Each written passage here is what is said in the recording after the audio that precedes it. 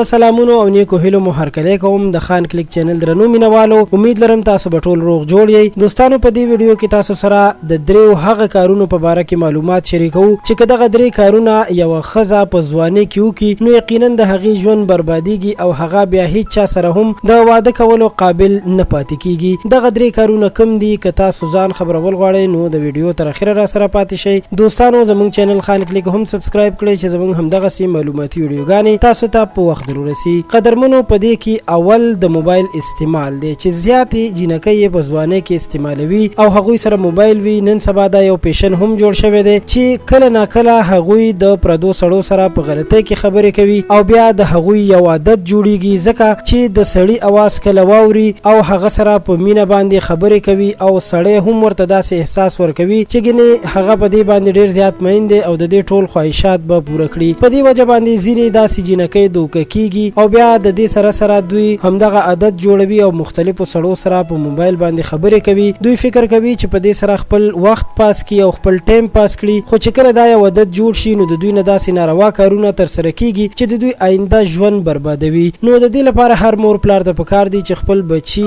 لورګانې او زامن چې هغوی لا په ښه بده باندې صحیح نه پوهیږي او خپلې فیصلې نشي کولی تر هغې پورې دې ورته د موبایل د استعمال اجازت نه ورکوي.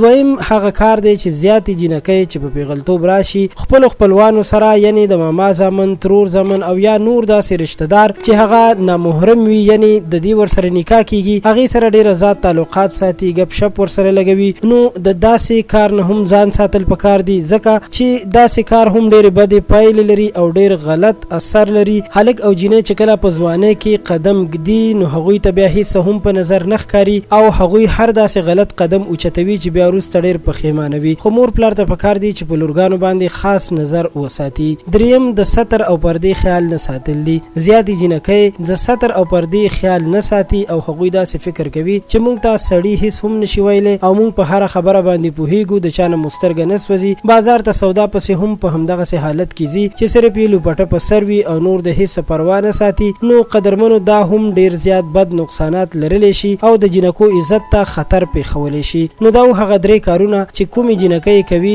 یقینا چې د ډیرو ستونزو سره به مخ کیږي. په کار دا ده چې د داسې کارونو نه جینکۍ ځانونه وساتي او مور پلار پرې هم کلک نظر وساتي چې خپل بچي د داسې کارونو نه وساتي. تاسو په دې باره کې څه نظر لرئ؟ خپل نظر سره کمنټ کې خامخا شریک کړئ او له نورو په زړه پورې او ښایسته ویډیوګانو لپاره زموږ چینل خان کلیک سبسکرایب کړئ. تر بیا مو په لوی الله سپارم. د الله په امان.